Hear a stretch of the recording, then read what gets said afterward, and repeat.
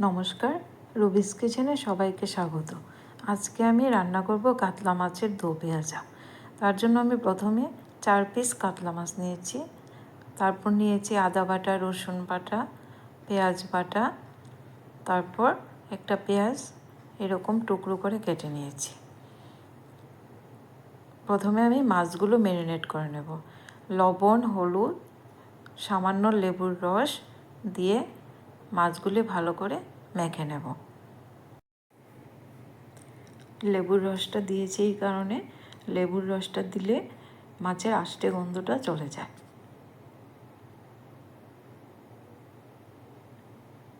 মাছগুলো ভালো করে মেখে রেখে দেব 5 থেকে 7 মিনিট।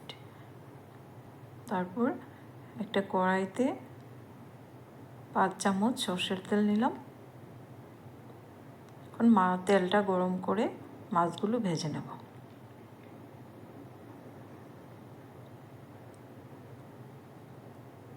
এবার উল্টে দেব।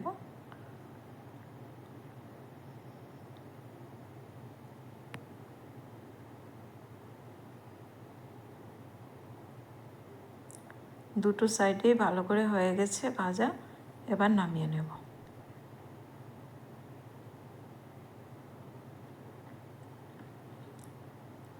আবারও 2 চামচ সর্ষের তেল দিলাম। টুকরো করা পেঁয়াজগুলো হালকা করে ভেজে নেব।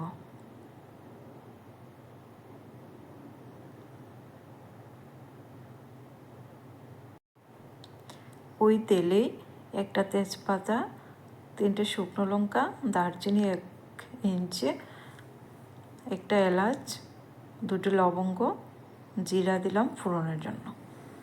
তারপর একটু নেড়ে চেড়ে নেব। ফোড়ন থেকে সুন্দর একটা গন্ধ বেরোলে আমি অন্য মশলাগুলো দিয়ে দেব।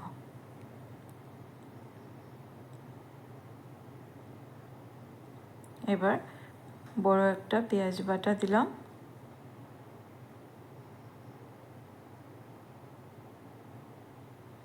এক চামচ রসুন বাটা,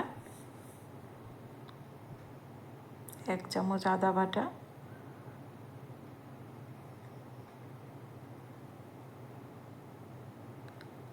ধনিয়া গুঁড়ো 1 চামচ,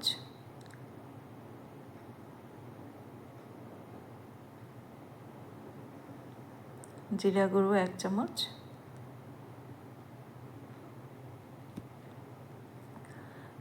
আধা চামচ হলুদ গুঁড়ো, শুকনো লঙ্কা গুঁড়ো 1 চামচ। এবার সব মশলাগুলো ভালো করে নেড়ে চেড়ে কষিয়ে নেব।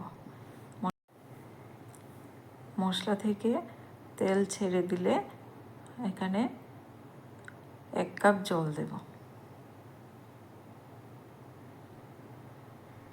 এখন ভালো করে জাল করে নেব। ঝোলটা যখন ফুটে উঠবে তখন ভাজা মাছগুলো দিয়ে দেব।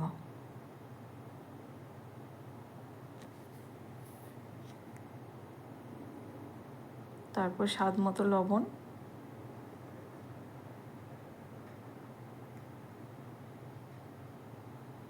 ভেজে রাখা টুকরো করা পেঁয়াজগুলো দিয়ে দিলাম। 3-4টা চেরা কাঁচা লঙ্কা দিলাম।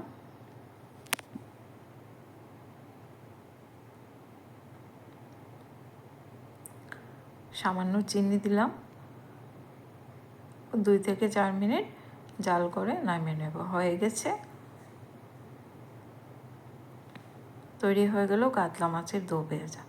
আমার এই রেসিপিটা যদি আপনাদের ভালো লাগে তাহলে প্লিজ লাইক, শেয়ার, কমেন্ট করবেন।